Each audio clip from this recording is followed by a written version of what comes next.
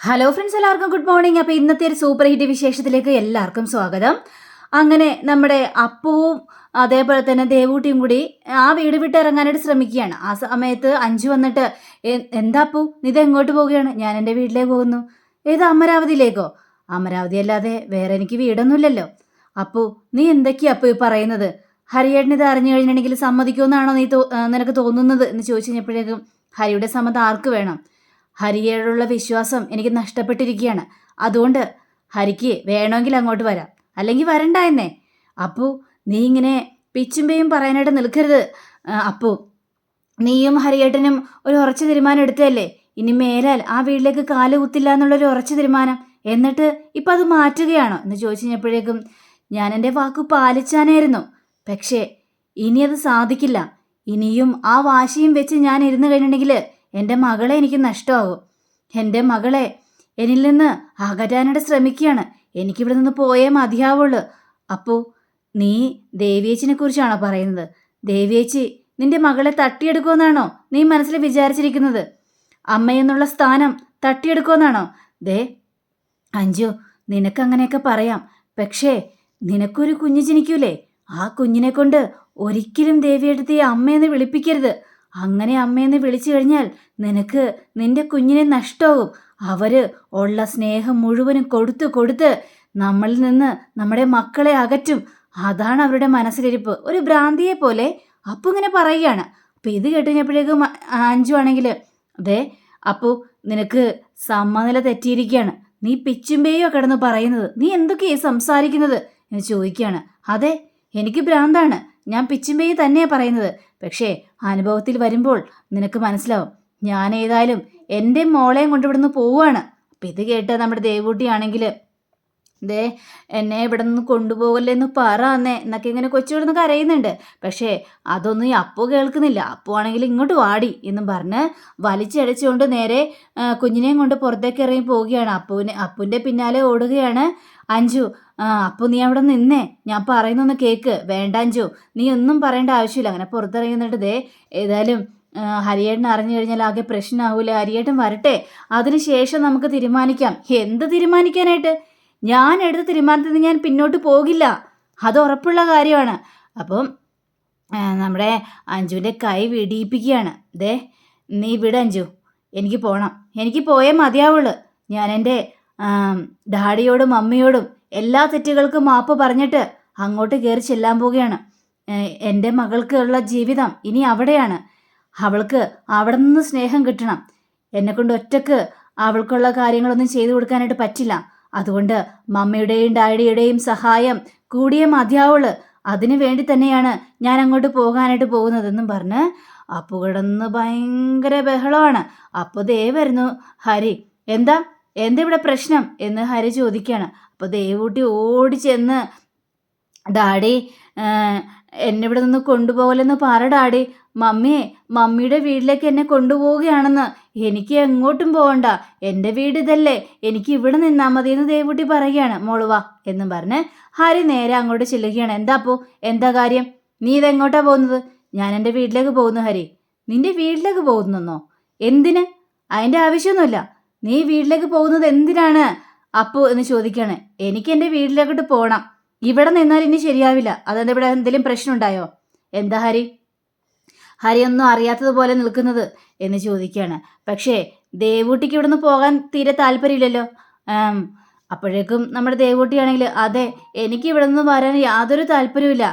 മമ്മിയുടെ വീടല്ലേ അത്, മമ്മി പോയിക്കോ. എൻ്റെ വീട് ഇതാ, ഡാഡിയുടെ വീട് ഇതാണെങ്കിൽ എൻ്റെ വീടും ഇത് തന്നെയാ. ഞാൻ ഇവിടെ തന്നെ നിൽക്കും. എന്നോടേ അമ്മ പറഞ്ഞിട്ടുണ്ട്, മമ്മിയെ ഇവിടെ കെട്ടിക്കൊണ്ട് വന്നതാന്ന്. അപ്പോൾ മമ്മിയുടെ വീടാ അത്. ഞാനും എൻ്റെ വീടും ഡാഡിയുടെ വീടും ഇതാണെന്ന് അമ്മ പറഞ്ഞു തന്നിട്ടുണ്ട്. ഇത് കേട്ട അപ്പു ആണെങ്കിൽ വീണ്ടും കല തുള്ളിയിട്ട്, കേട്ടോ, കൊച്ചു പറഞ്ഞത് കേട്ടില്ലേ? ദേവിയേട്ടത് എന്തെല്ലാമാണ് പറഞ്ഞു കൊടുത്ത് വെച്ചിരിക്കുന്നതെന്ന് മനസ്സിലായില്ലേ ഇപ്പോൾ? എന്നാൽ അപ്പു കിടന്ന് ഉറഞ്ഞു തുള്ളുകയാണ്. അപ്പം അഞ്ചു വന്നിട്ട്, അങ്ങനെയല്ല അപ്പു കാര്യം ഉണ്ടായത്. അന്ന് നിന്റെ മമ്മിയും ഡാഡിയും വന്ന് ഇവിടെ കുറേ കാര്യങ്ങളെല്ലാം പറഞ്ഞല്ലോ.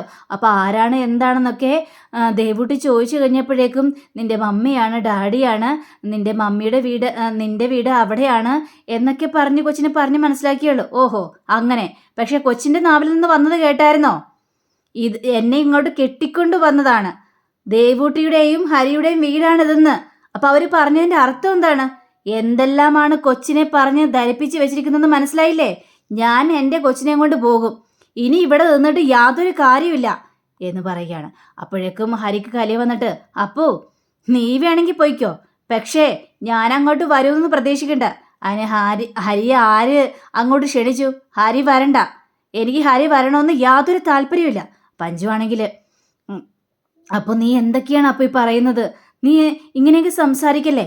അപ്പോൾ ഹരി അഞ്ജുവിനോട്, അഞ്ജു നീ ഈ കാര്യത്തിൽ ഇടപെടണ്ട അഞ്ജു, ഇവളെന്താന്ന് വെച്ചാൽ പറയട്ടെ. ശരി, നിനക്ക് പോണെങ്കിൽ പോകാം, പക്ഷേ ദേവുവിനെ കൊണ്ടുപോകാനായിട്ട് പറ്റില്ല. ദേവ് എൻ്റെ മോളാണ് എന്ന് അപ്പവും പറയുകയാണ്. ഇത് കേട്ട് കഴിഞ്ഞപ്പോഴേക്കും നിന്റെ മോള് മാത്രമാണോ ദേവൂട്ടി? അവൾ എൻ്റെയും കൂടി മോളാണ്. അവൾ എവിടെ നിൽക്കണം, എന്ത് നിൽക്കണമെന്ന് എനിക്കും കൂടി തീരുമാനിക്കാനുള്ള അവകാശമുണ്ട്. പിന്നെ ഡോക്ടർ പറഞ്ഞതൊക്കെ മറന്നു പോയോ നീ? കൊച്ചിനെ ഈ സിറ്റുവേഷനിൽ നിർത്തരുന്നല്ല പറഞ്ഞിരിക്കുന്നത്. കൊച്ചിൻ്റെ മനസ്സിൽ സങ്കടം വരുന്ന ഒരു കാര്യവും ചെയ്യാൻ പാടില്ലെന്നല്ല പറഞ്ഞിരിക്കുന്നത്. അപ്പോൾ ഇവർ കിടന്ന് ഭയങ്കര ബഹളം. അപ്പോൾ ദേവി അങ്ങോട്ട് ഓടി വരികയാണ്. എന്താ ഇവിടെ ഒരു ബഹളം എന്ന് ചോദിക്കുകയാണ്. അപ്പോൾ നീ എന്താ എങ്ങോട്ടാണ് പോകാൻ നിൽക്കുന്നത്? പഞ്ചു ആണെങ്കിൽ, ദേവിയേട്ടത്തി കുഞ്ഞിനെയും കൊണ്ട് അപ്പോൾ ഈ വീട് വിട്ട് ഇറങ്ങാനായിട്ട് പോവുകയാണെന്ന്, അവൾ അവളുടെ വീട്ടിലേക്ക് പോകുന്നെന്നാണ് പറയുന്നത്. എന്തിന്? അതിന് മാത്രം എന്താണ് പ്രശ്നം ഉണ്ടായത്? എന്തെങ്കിലും പ്രശ്നം ഉണ്ടെങ്കിൽ നമുക്ക് പരിഹരിക്കാം. അപ്പോൾ നീ ഇങ്ങനെ എടുത്തു ചാടി ഒന്നും ചെയ്യില്ലേ, കുഞ്ഞിനെയും കൊണ്ട് നീ എങ്ങോട്ടും പോകല്ലേ അപ്പു എന്ന് പറയുകയാണ്. ഇത് കേട്ട അപ്പു ആണെങ്കിൽ, ഇല്ല ദേവേടത്തി, ഞാൻ മനസ്സിൽ ഒരു കാര്യം തീരുമാനിച്ചിട്ടുണ്ട്, അതേപോലെ തന്നെ നടക്കുള്ളൂ, ഞാൻ പോകുമെന്ന് പറഞ്ഞാൽ പോയിരിക്കും എന്ന് പറയുകയാണ്. അപ്പോൾ ഇത് കേട്ട് കഴിഞ്ഞപ്പോഴേക്കും ബാലനും വരികയാണ്. അപ്പോൾ ബാലനാണെങ്കിൽ, എന്താ ഇവിടെ ഉണ്ടായത്? അപ്പോൾ കൊച്ചാണെങ്കിൽ, എന്നെ ഇവിടെ നിന്ന് കൊണ്ടുപോകുമെന്നാണ് പറയുന്നത് അച്ഛാ, എനിക്കിവിടെ നിന്ന് പോകണ്ട. അപ്പോൾ അപ്പു ഇങ്ങനെ പെട്ടിയൊക്കെ തൂക്കി ഇങ്ങനെ നിൽക്കുകയാണ്. അപ്പോൾ അപ്പു ആണെങ്കിൽ, ബാലേട്ടാ ഞാനിവിടെ നിന്ന് പോവുകയാണ് എൻ്റെ കുഞ്ഞിനെയും കൊണ്ട് അമരാവതിയിലേക്ക്, എനിക്കിനി ഇവിടെ നിൽക്കാനായിട്ട് സാധിക്കില്ല.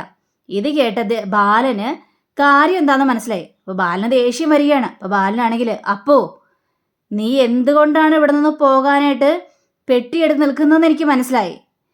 ഞങ്ങൾ രണ്ടുപേരും കുഞ്ഞിൻ്റെ കാര്യത്തിൽ ഇടപെടാനായിട്ട് പാടില്ല. ഞങ്ങൾ രണ്ടുപേരെയും നിന്റെ കുഞ്ഞ് അച്ഛനെന്നും അമ്മയെന്നും വിളിക്കാനായിട്ട് ഇഷ്ടമല്ല നിനക്ക്, അതല്ലേ കാരണം? ശരി, അങ്ങനെ തന്നെ ആവട്ടെ. മരിച്ചുപോയ എൻ്റെ അച്ഛനെയും അമ്മയെയും സത്യമായിട്ട് ഞാൻ പറയുകയാണ്, ഞങ്ങൾ രണ്ടുപേരും ഇനി കുഞ്ഞിൻ്റെ കാര്യത്തിൽ ഇടപെടില്ല, ഒരവകാശവും ഞങ്ങൾ കാണിക്കില്ല. ഇത് ഈ ബാലൻ്റെ വാക്കാണ്. ഇനി ഈ ബാലേട്ടൻ്റെ വാക്ക് നിനക്ക് വിശ്വാസമില്ലെങ്കിൽ നിനക്ക് എന്താണെന്ന് വെച്ചാൽ തീരുമാനിക്കാം. അപ്പോൾ ഇനി ഞാനൊരു കാര്യവും പറയില്ല എന്നും പറഞ്ഞുകൊണ്ട് ബാലൻ ദേഷ്യത്തോടു കൂടി തന്നെ നേരെ പുറത്തേക്ക് ഇറങ്ങി പോവുകയാണ്.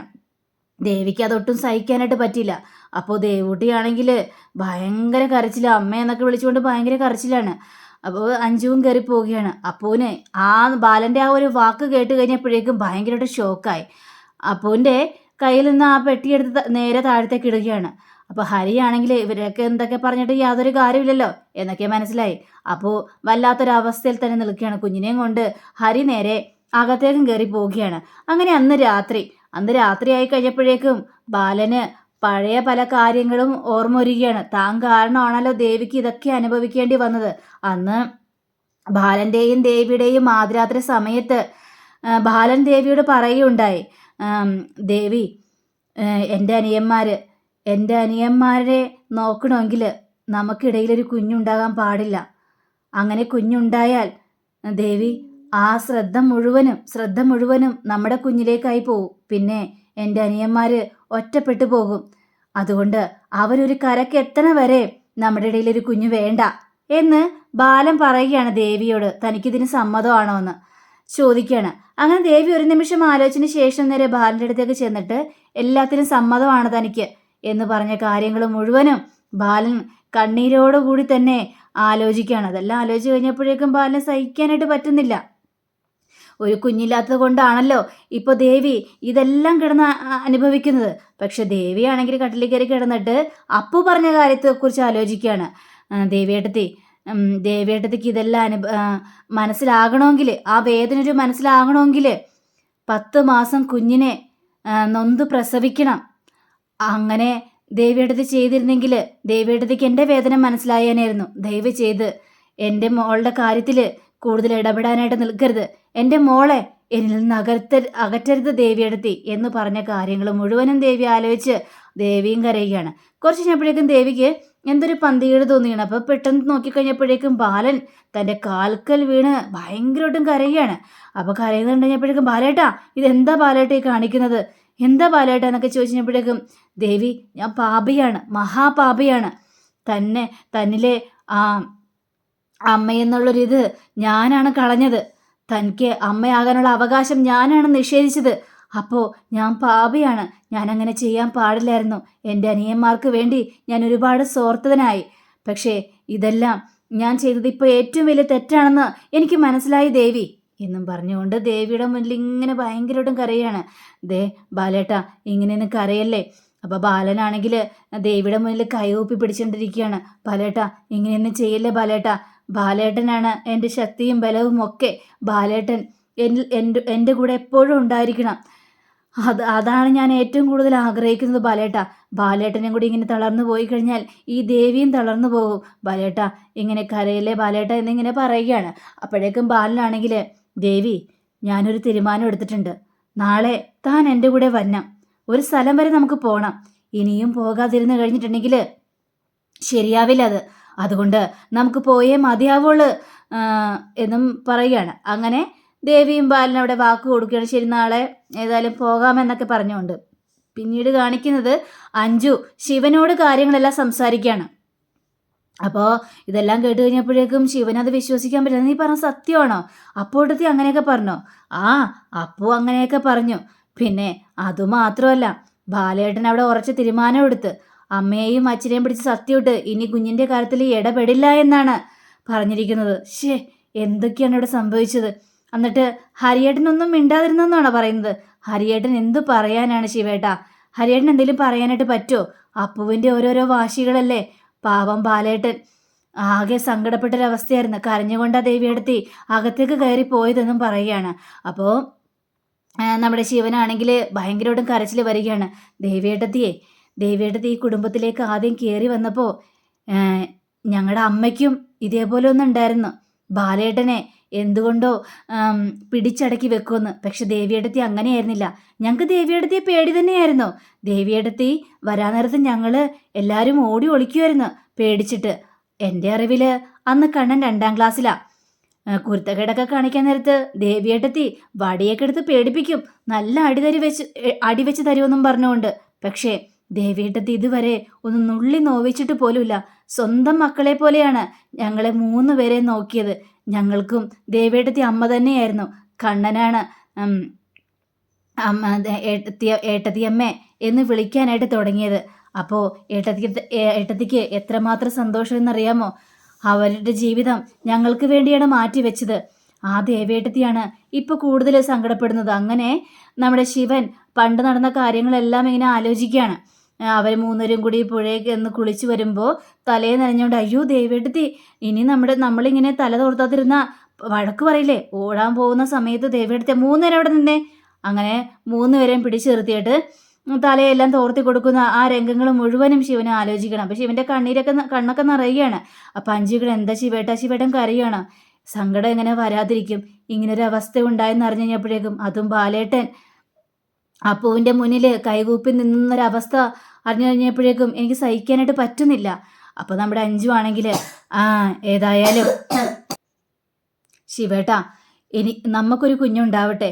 ഉറപ്പായിട്ടും ദേവേട്ടത്തിയായിരിക്കും ആ കുഞ്ഞിനെ ഏറ്റുവാങ്ങാനായിട്ട് പോകുന്നത്.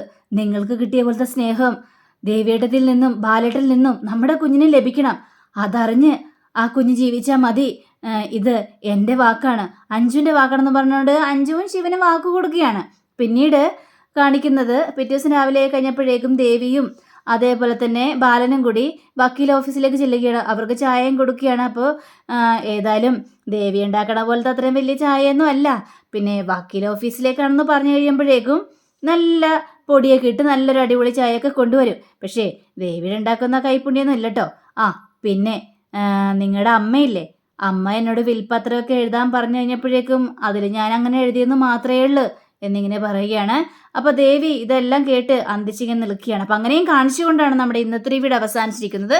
അടുത്ത റിവ്യൂവിനെ കാത്തിരിക്കുക, സബ്സ്ക്രൈബ് ചെയ്യുക. എല്ലാവർക്കും നല്ലൊരു ദിനം ആശംസിച്ചുകൊണ്ട് തന്നെ നന്ദി, നമസ്കാരം. Thank you. See again. Bye by.